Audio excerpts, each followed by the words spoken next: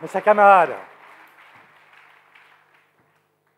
merci de votre accueil et quand je vous vois et je repense à ce que vous étiez il y a quelques années encore, je me dis quel chemin parcouru. Et je voudrais, comme tous les vieux, commencer mon intervention par vous raconter le chemin que j'ai avec vous. Quelques dates. 92, je suis dans les couloirs de l'Assemblée, je suis collaborateur d'un président d'une commission et je croise dans les couloirs un certain Patrick Bloch, lui-même collaborateur du président de la commission de la production et des échanges. C'est comme ça qu'on disait à l'époque. Ça ne nous rajeunit pas. Nous faisons ensemble des rêves fous, celui de maintenir au pouvoir les socialistes et la gauche. Et puis vous connaissez la suite. Notre date, c'est 2002.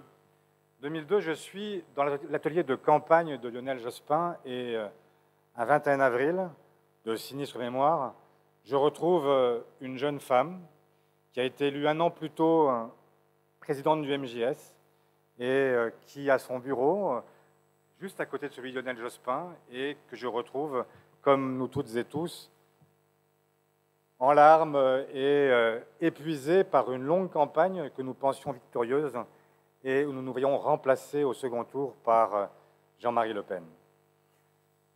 2002, je peux continuer jusqu'en 2018, après une autre défaite cruelle, après qu'un ancien président du MJS, qui a été celui avec lequel j'ai partagé mes jeunes années, Benoît Hamon, eh bien, se retrouve donc à être défait et remplacé au second tour, lui aussi, par Marine Le Pen, cette fois-ci.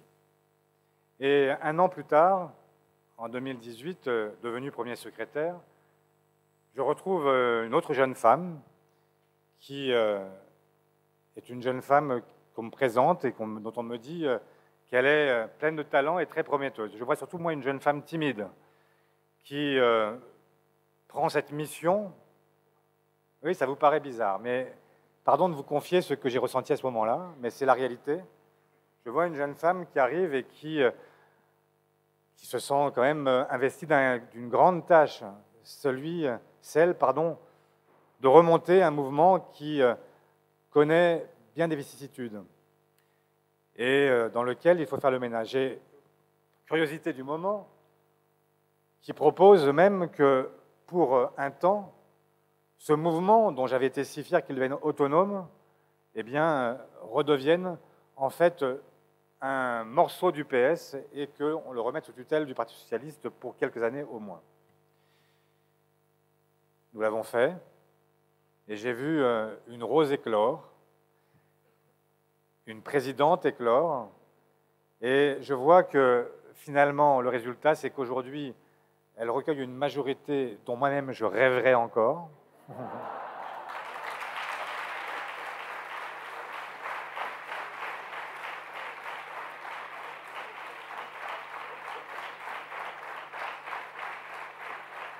Et je me dis, vous avez eu raison, et au fond, ce que vous devez retenir de ces quelques repères que je viens de fixer, c'est que quand on a 20 ans, on pense que on ne sait pas très bien ce que l'on fera. Mais moi, ce que je vous dis, c'est que dans cette salle, il y a des gens qui deviendront maires, conseillers départementaux, conseillers régionaux, députés, sénateurs, patrons du MJS, patrons du parti, Premier ministre, président de la République, et que maintenant, c'est à vous de faire l'histoire. Et que nous sommes là pour vous transmettre un témoin, être des passeurs, parce que dans cette grande chaîne qu'est le socialisme français, eh bien, nous nous succéderons les uns après les autres pour continuer à faire briller cette lumière, continuer à donner un espoir à celles et ceux qui n'ont que nous pour leur rendre cette espérance. Donc, merci à vous d'être ce que vous êtes, merci à vous de faire ce que vous faites, merci à vous de faire vivre le MJS, et merci à vous de tenir aujourd'hui ce congrès à Lille, sous les auspices de cette grande ville, celle de Pierre Mauroy et de Martine Aubry.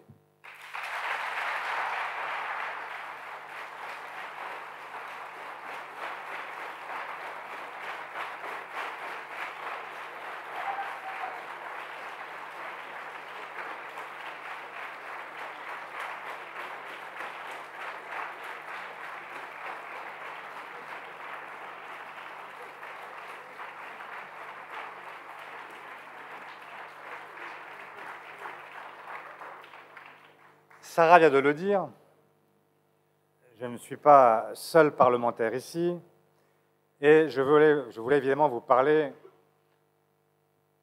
en quelques mots de cette séquence que nous traversons. J'imagine que tout à l'heure, Roger, Arthur, Fatia y reviendront à leur tour, mais je voulais prendre ce moment très singulier pour essayer d'en tirer ce que nous devons en tirer ensemble. Ça n'est pas neutre, nous sommes dans un débat sur les retraites. Alors, parler des retraites dans un mouvement de jeunesse, ça pourrait prêter à sourire. Mais chacun l'a bien compris, ce qui se joue sur la question des retraites, ça n'est pas simplement la retraite de celles et ceux qui, dans quelques années, vont partir effectivement avec ce droit au repos bien mérité. Ce que soulève ce débat, et ce que vous devez soulever avec nous, c'est un débat qui a de multiples facettes. La première, c'est notre rapport au travail. La pénibilité, l'égalité salariale, la question de l'usure au travail, la question des conditions de travail. Toutes ces questions-là sont des questions qui ont été finalement transversales au débat que nous avons mené à l'Assemblée et au Sénat. Et ce sont des débats qui sont fondamentaux.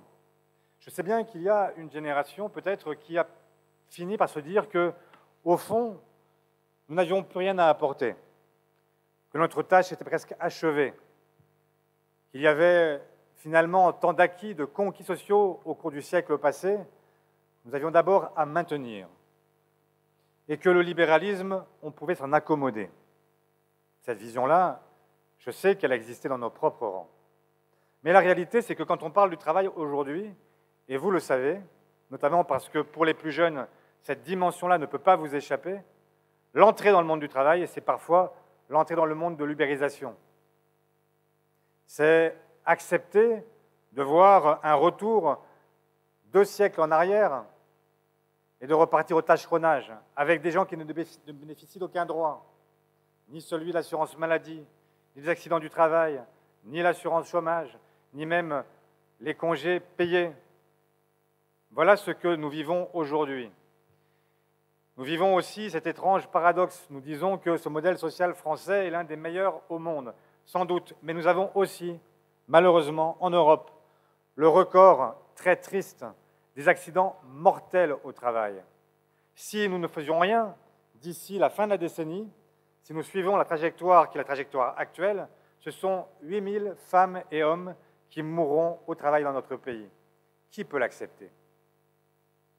Nous avons, dans ce rapport au travail, aussi la question de la place qu'occupe le travail. La place qu'occupe le travail, et c'est un débat, là, qui est un débat qu'on dit parfois sociétal, qu'on pourrait même qualifier de civilisationnel. Vous m'avez compris. J'aurais dû m'arrêter sociétal. Voilà, donc ce débat-là, il existe aussi. Et ce que nous défendons dans ce combat contre la réforme Borne-Ciotti, c'est bien en fait un rapport à la vie, à l'existence. Bien sûr qu'il y a des pays qui font pire. Bien sûr que pendant des millénaires, même depuis la naissance de l'humanité, le droit à la retraite n'a jamais existé. La retraite, le grand âge, c'était celui de la misère, celui dont on dépendait au mieux de ses enfants, quand ils avaient le sou pour continuer à entretenir vos vieux jours, et le pire, la misère, l'hospice, pour ceux qui n'avaient rien d'autre que la solidarité quand elle existait d'un pays qui n'avait encore rien inventé. Et puis est venu le XXe siècle, est venu le mouvement ouvrier, est venue cette solidarité qui a permis pour la première fois dans l'histoire de l'humanité de créer un droit au repos qui permette à chacune et à chacun, à la fin de son existence, de pouvoir jouir de ses vieux jours en profitant. Et c'est cette fameuse phrase d'Ambroise Croizat que tout le monde répète et que nous avons raison de répéter à l'infini, cette idée que la retraite ne sera plus jamais l'antichambre de la mort, mais bien une nouvelle étape de la vie. Cette nouvelle étape, vous la connaissez, enfin, pas pour vous, mais vous savez qu'elle existe.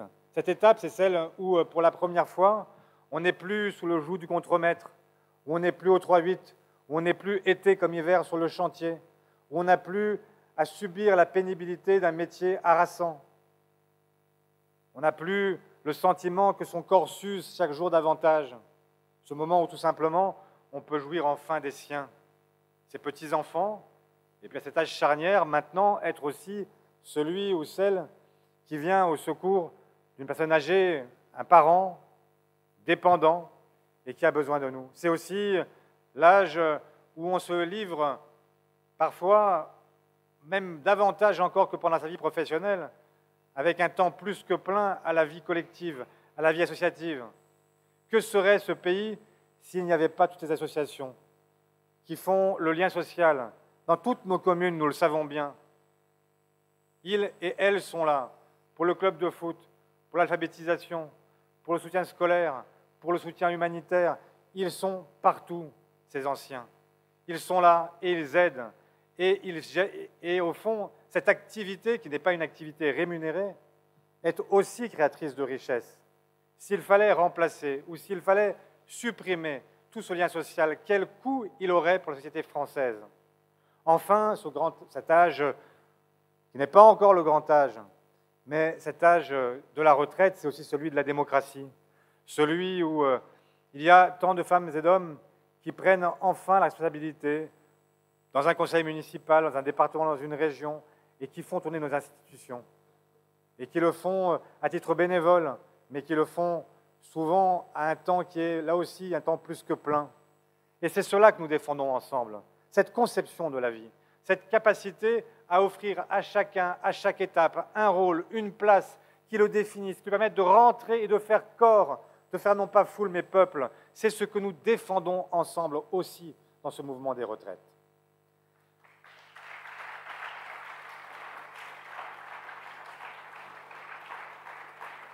Le troisième point que je voudrais développer devant vous, et que nous défendons ensemble aussi dans ce mouvement, c'est l'idée que la vie tout court est affaire de choix, et la vie politique singulièrement. Je vous le dis parce qu'on a, et à juste raison, contesté l'usage du 49.3. Mais il y a presque pire que le 49.3. C'est cette phrase répétée inlassablement par le chef de l'État.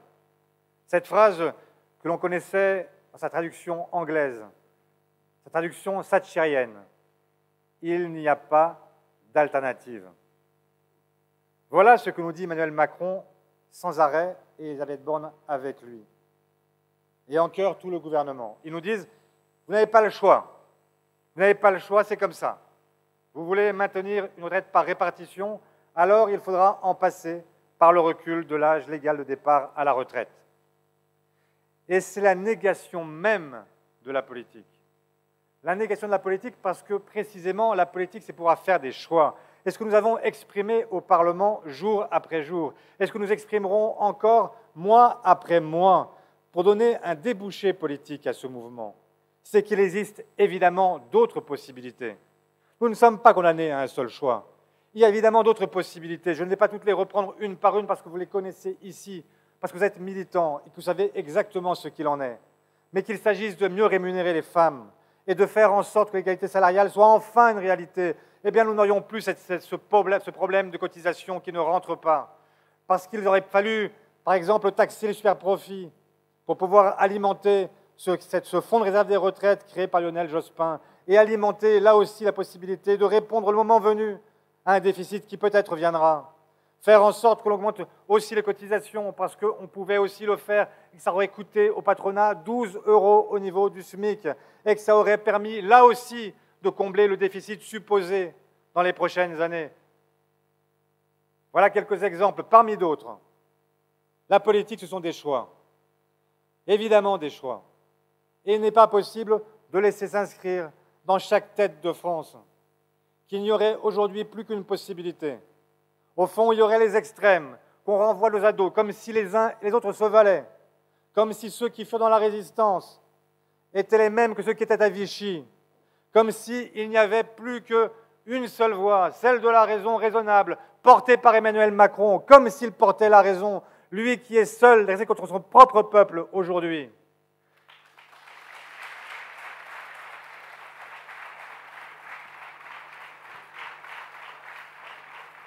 Et j'en viens donc au quatrième point, qui est le quatrième point que je tire aussi de ce combat que nous menons ensemble. C'est évidemment celui de la démocratie. Démocratie qui a été bafouée, d'abord par le 47-1, la volonté d'enfermer le débat, de le résumer à sa plus simple expression, puis ensuite le vote bloqué, le 49-3, bref, je crois que chaque Français a bientôt un panorama complet de notre Constitution, puisque grâce au Président de la République, vous allez apprendre semaine après semaine chaque article de la Constitution, enfin seulement ceux qui permettent de rationaliser le travail parlementaire, de le contrôler, de le maîtriser, de le mettre sous camisole. Et donc, il y a évidemment aussi un problème de démocratie qui est posé. Un problème qui se pose à plusieurs niveaux. Comment est-il possible que minoritaires dans l'opinion, minoritaires au Parlement, minoritaires dans la démocratie sociale, engagés avec le monde syndical, eh bien, un président puisse s'asseoir sur toutes les décisions, sur toutes les revendications, qu'il puisse dire « voilà ce que je veux et voilà ce qui s'impose ». Ce temps-là, mes chers camarades, ce temps-là, déjà contesté par les Gilets jaunes, ce temps-là doit s'achever. Nous devons nous-mêmes être porteurs d'un nouvel espoir. Tous les mouvements aujourd'hui se terminent par la question démocratique. C'était vrai du temps des Gilets jaunes, avec le fait de poser comme revendication le référendum d'initiative citoyenne. C'est vrai aujourd'hui, avec des femmes et des hommes qui partout défilent avec des pancartes en disant qu'ils ne veulent plus du 49-3. Il faut entendre cette demande. Il faut entendre le fait que ces institutions ont vieilli, que nous ne sommes plus en 58, que nous ne sommes plus au milieu de la crise, de la guerre d'Algérie, que nous sommes un pays en paix, qu'on ne peut plus assumer tous ces outils qui font du parlementarisme une simple chambre d'enregistrement. Et nous devrons, là aussi, nous poser la question, avec d'autres. Alors appelez ça comme vous voudrez, la 6e République. Pour ma part, je considère que la 6e République, elle est déjà là. C'est celle qui a été installée avec le quinquennat, la révision du calendrier, et qui a présidentialisé encore davantage le régime. Alors passons déjà à la 7e, à la 8e, faites ce que vous voulez, mais avançons avec les Françaises et les Français. Ne restons pas complètement ancrés dans les pas de ceux qui nous ont précédés à considérer qu'on ne peut rien changer. Évidemment qu'il faut changer.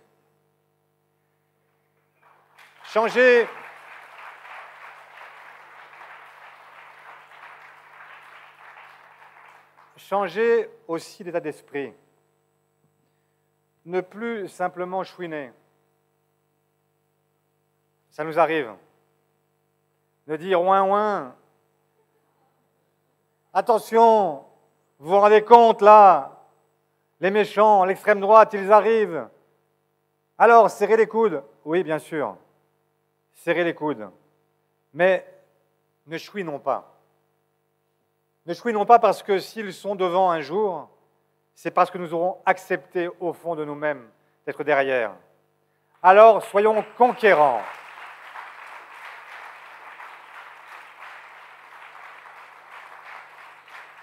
Arrêtons de nous plaindre. Arrêtons simplement de les accuser de tous les maux. Vous pouvez continuer, mais ça ne suffira pas. Le jugement moral que l'on porte sur eux, on doit continuer. On doit rappeler l'histoire. Et tout à l'heure, Sarah faisait bien de rappeler ce que furent les propos de l'extrême droite et qui conduirent à la mort ce jeune ministre, Roger Salingro, à la mort. Oui, nous devons le rappeler, mais ça ne suffira pas. Nous devons retrouver le peuple. Et je le dis sans aucun accent populiste, comme j'entends déjà certains nous en accuser. Non, retrouver le peuple, c'est retrouver simplement celles et ceux qui ont eu le sentiment que nous les avions, nous, abandonnés. Et je voudrais... N'applaudissez pas, c'est tellement triste. Mais le sentiment qu'ils ont... Je vais digresser, faites attention, et je peux digresser longtemps. Alors, moi qui m'acheminais vers ma conclusion, voilà que je reprends et que j'ai envie de vous dire autre chose. Alors, je vous dis quelque chose.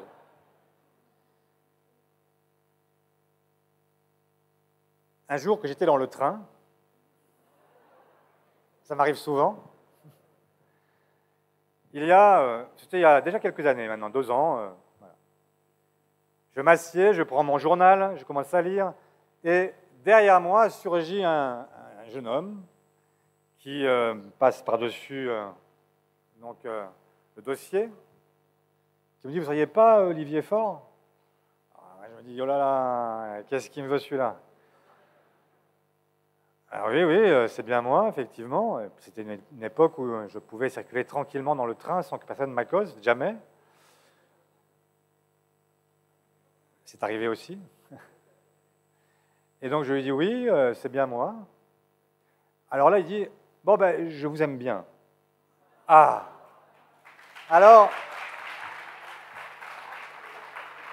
Alors là, je lui dis, bah, écoutez, dans ce cas-là, venez, prenez place.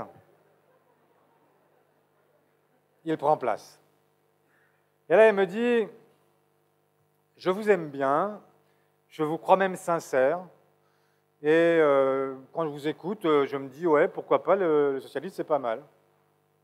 Ben voilà, ben alors, très bien. Topez là, mon ami, rejoignez-nous, et puis on avance ensemble. Et elle me dit, mais non, j'ai quand même une hésitation. Alors, bon, attendez, si je peux la lever, j'essaye.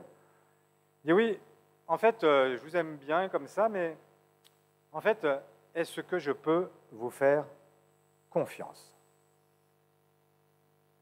Et là, je réfléchis et je lui dis, oui, effectivement, c'est la seule question à laquelle je ne peux pas vous répondre. Parce que la confiance, et vous le savez, vous l'avez éprouvé dans votre vie, peut-être un jour où vous l'éprouverez, en amour, en amitié, en politique, sur la vie professionnelle. La première fois, la confiance, elle se donne, elle s'accorde d'un simple regard, d'une poignée de main, d'une simple conversation, d'un échange. Et puis, quand on a le sentiment d'avoir été trahi, parfois quand on a été trahi, eh bien, pour réaccorder sa confiance une deuxième fois, c'est plus compliqué. Et c'est exactement ce qui nous est arrivé un jour. Je ne date pas, chacun trouvera le jour. Mais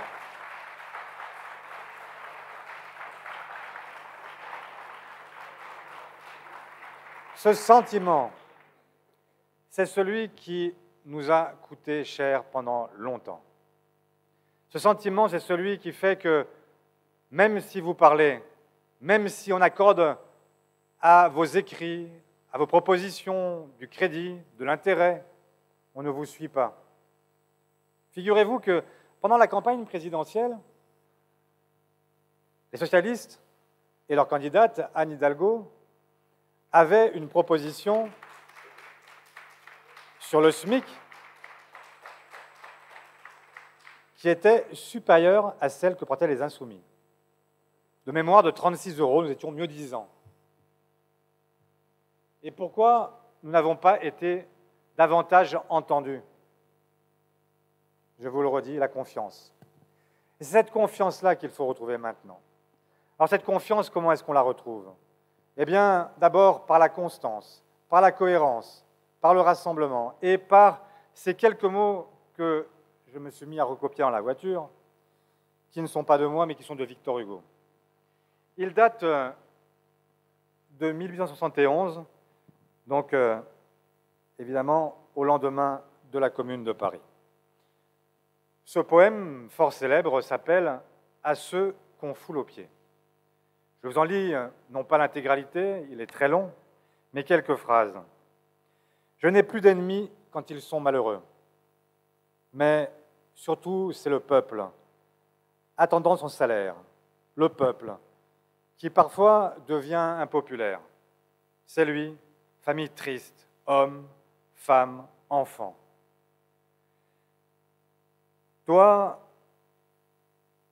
droit, avenir, travaux, douleurs que je défends l'égaré, le faible et cette foule qui, n'ayant jamais eu de point d'appui, s'écroule et tombe folle au fond de noirs événements. Étant les ignorants, ils sont les incléments. Hélas, combien de temps faudra-t-il vous redire, à vous tous, que c'était à vous de les conduire, qu'il fallait leur donner leur part de la cité, que votre aveuglement produit leur cécité.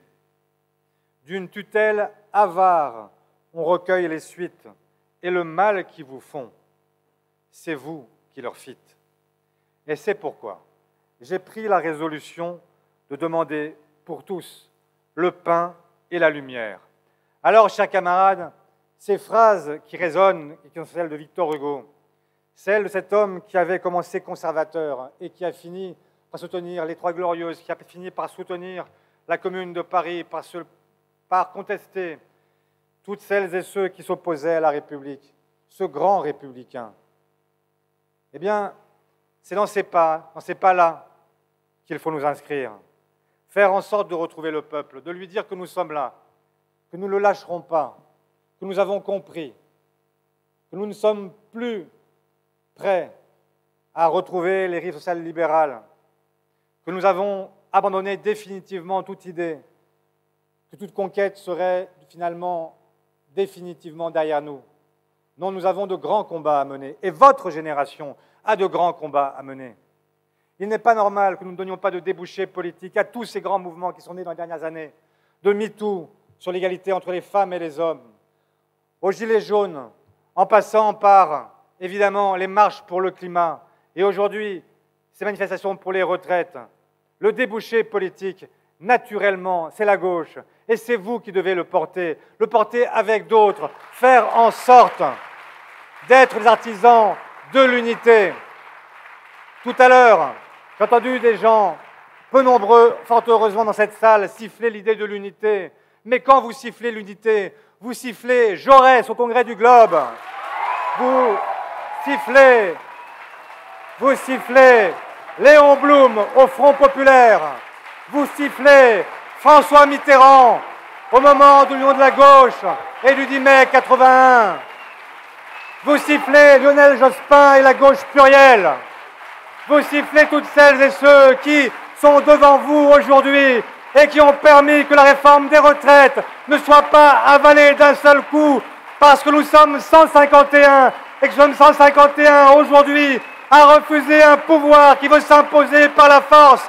Alors faites résonner la gauche, portez-la haut et fort, faites en sorte que nous soyons plus nombreux chaque jour.